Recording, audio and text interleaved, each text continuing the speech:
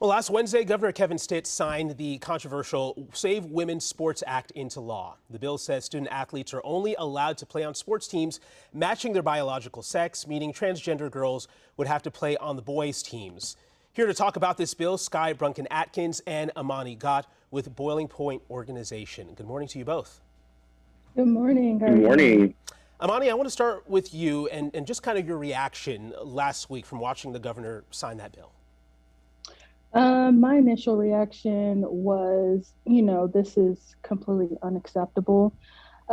This bill is basically justifying and nearly encouraging transphobia here in Oklahoma schools, which is, again, highly inappropriate and unacceptable. I was at complete shock, basically. And Sky, same question for you, just your reaction.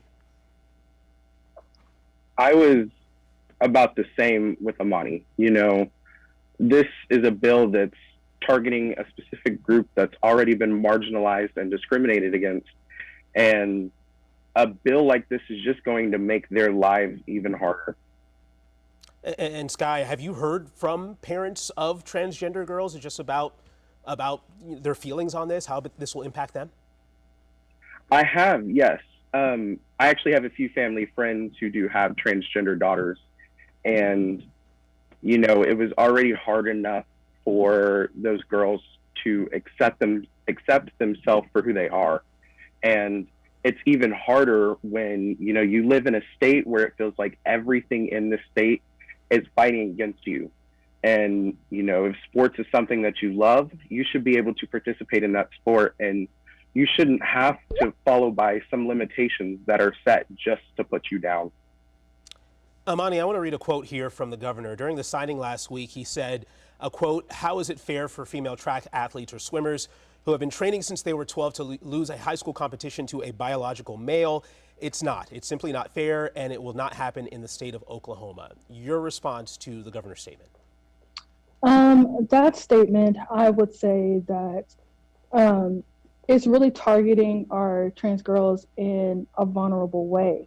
And I feel like we are trying to create a solution to a problem that really doesn't exist here in our schools. There are folks watching this now who agree with the lawmakers, who say we don't want men playing women's sports. For them, it's a black and white issue. How would you explain your opposition to those folks that are watching that this morning? I want to start with you, Sky. For me, it's that, life is complicated. There are many different obstacles, many different hoops that everyone has to jump through.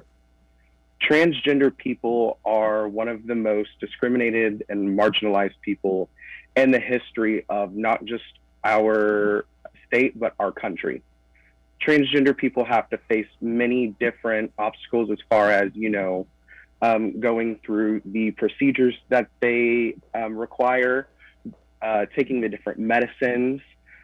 Just the mental obstacles alone are enough to just make a person feel like they're alone in this world. So a bill like this is not going to, help somebody be equal. Our country is based on making everyone equal, and bills like this are just separating us even more. And Amani, same question for you, for folks that think this is a black and white issue, just keeping men out of women's sports. What would you say to them?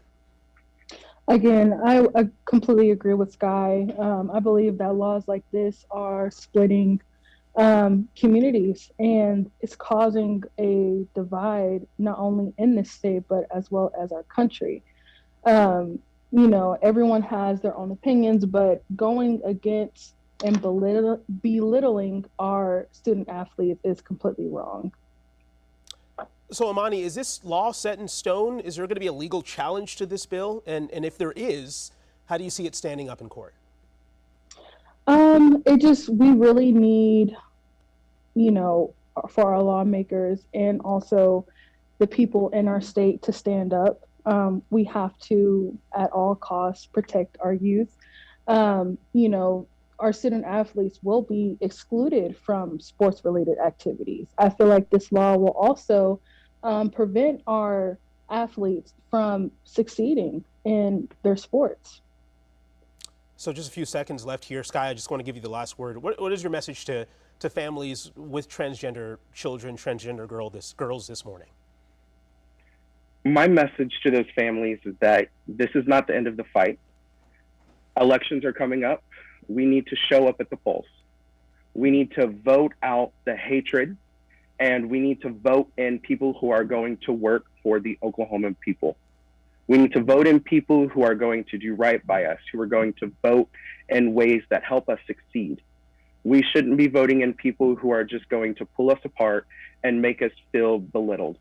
We need to show up not just as a transgender or non-binary community. We need to show up as the state of Oklahoma and say that all people deserve a life that is going to be equal to everyone's. You know, there's a big thing of when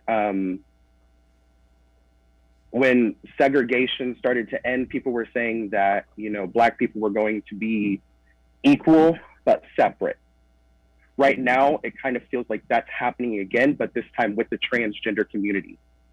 We are letting them be quote unquote equal, but we are separating them from everyone else and making it to where, you know, they can't achieve what everyone else can achieve. You know, I'm a Black gay man living in Oklahoma, and it already feels hard enough for me. These kids should have safe spaces to go to. These sports programs are not just there for them to, you know, just go and participate in because they want to. If they're a trans woman, they should be able to participate in these sports because they are a woman. All right, Sky, Amani, we appreciate your time and sharing your side on this issue this morning. Thank you so much. Thank you so much. Thank you for having us.